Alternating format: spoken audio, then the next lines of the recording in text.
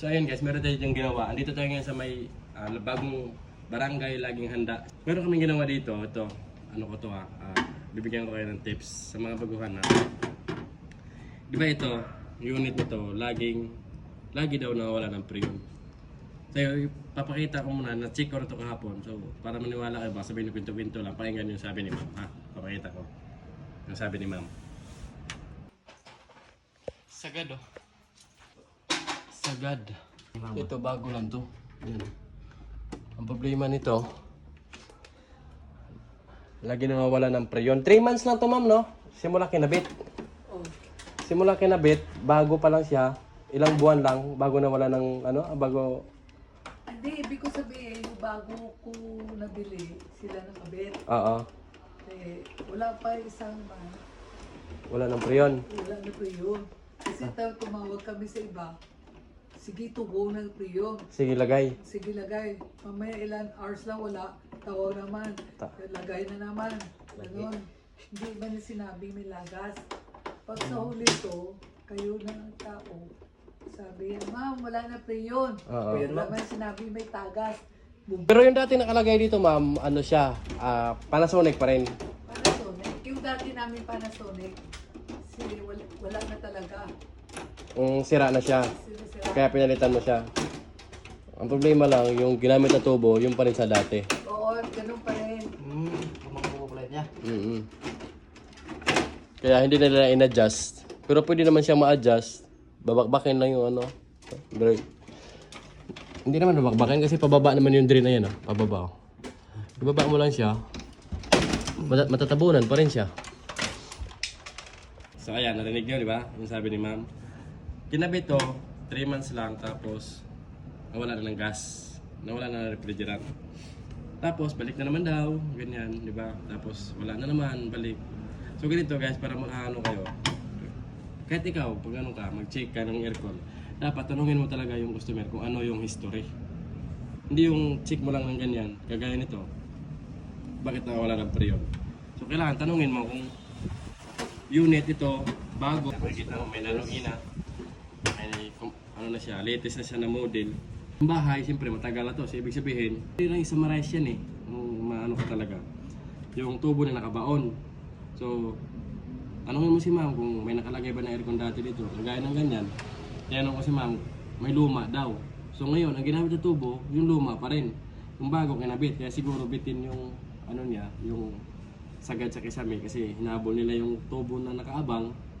So ngayon, ang ginawa natin, yun, madali lang, di ba? Summarize natin. So, lagi na wala ng pre-on, bago yung unit, ibig sabihin nasa tubo. Kaya kahapon, chinik namin, bukunin mo ngayon. Ito, yan, punong-puno ng langis ito kahapon. Nakita niya na yan, naninilaw pa. So dito yan nakalagay, yan. Niligtest namin ito kahapon, nilagyan ito namin ng pressure, wala dito sa elbow.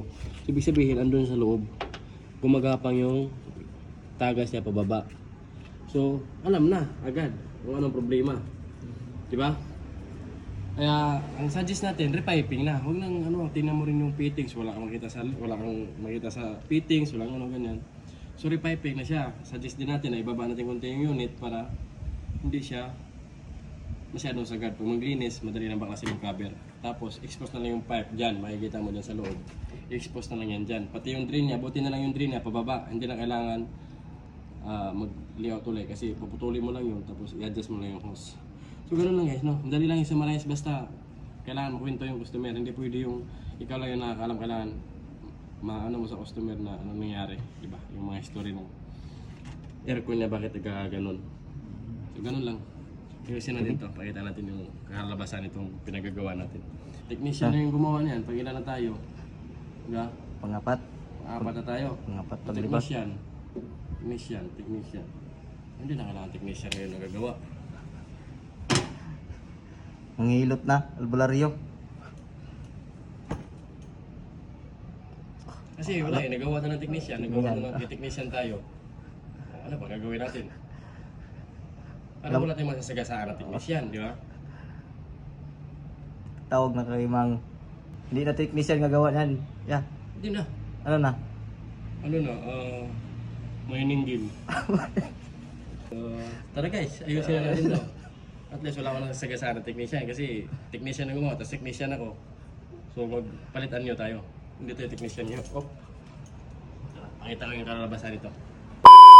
Hala, kadelikado ba ari din eh. Ay hala.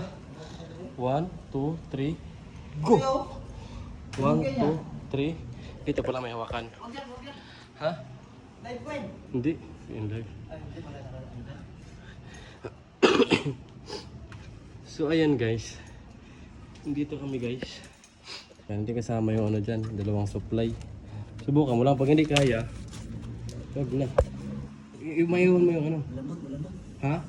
Isa-isahin mo. Dalawang dilaw muna. Kasi dyan natin ipapadaan yan. Yan. Sabay eh. Ha? Sabay lahat. Sige lang, sige lang. Ha? Pati yung dalawang ano? Oo. Ilan ba yan? Maiwan yung dalawang ano dyan, supply dyan. Ito, di ba? Oo, maiwan yung dalawang supply dyan. Saan tayo supply niyan? Dalawa, sige, Parehas sabay mo malaki. lang. Oo. Basta maiwan yung ano dyan.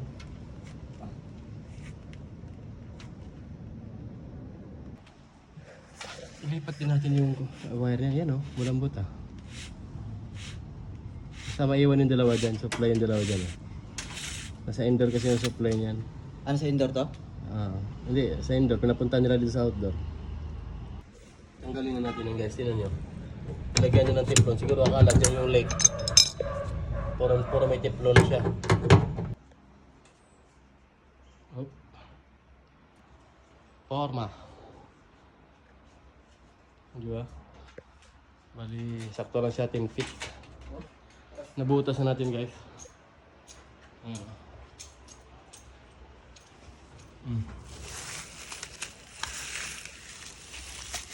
Pwede rin natin itong ano. Yan o. Ayos. Diba? Okay na, butas. Masilya check na lang anong paglagyan mo. Oh, yan. Masilyahin lang yan. Sakto-sakto na yung drain natin yan. Pababa niya, no? Ayan. Yun yung indoor, guys. Hindi na siya sagad. Okay na siya sa labas. Clear na natin. Natakpan na natin yung luma na ano, butas dati. Masilyahan na lang yan. Oh. Mayroon pa konti-konti.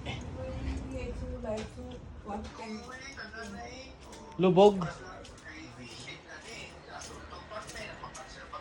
Ayun o. Masilya check. Ito men, tanggalin na natin itong teflon kasi wala naman to eh. Hindi naman to tubig eh. Lectus check. Wala.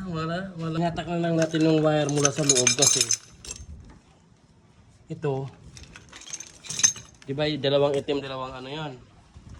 Yan, dalawang itim, dalawang yellow sa indoor. Pagdating dito, green. Dalawang green, dalawang yellow. So may dugtong siya. So hinatak na lang natin para wala siyang dugtong, saktuhan lang. Ano.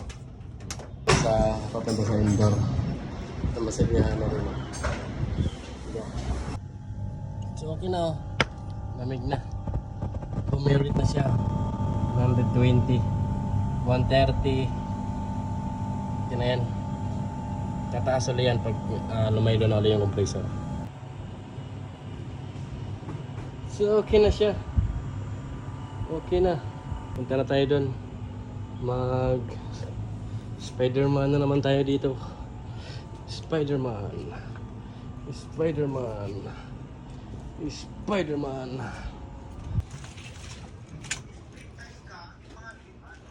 Ma'am, okay na po. Okay na. Tapos na yung problema mo. Yun nga, salamat, Kate. Nalinis ko na kwarto ko. Ma'am? Ang poproblemahin mo na lang po yung tuwing linis.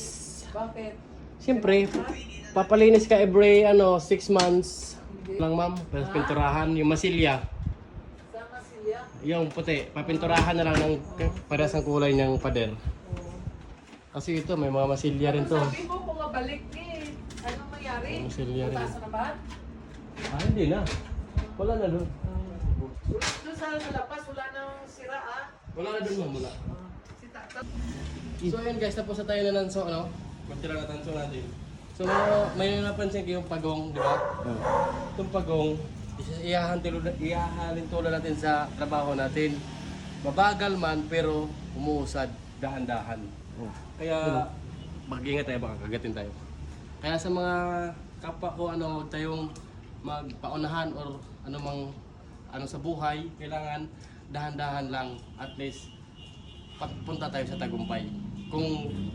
Kung mayroon mang hindi umuusad, halimbawa, walang gawa, hinto lang, tapos kinabukasan uli, or ilang araw, mayroon na naman yan, dahan-dahan na naman tayo umuusad. Ganun lang guys, parang pagong. Ayun, si Pagong. Mahina, pero tuloy-tuloy.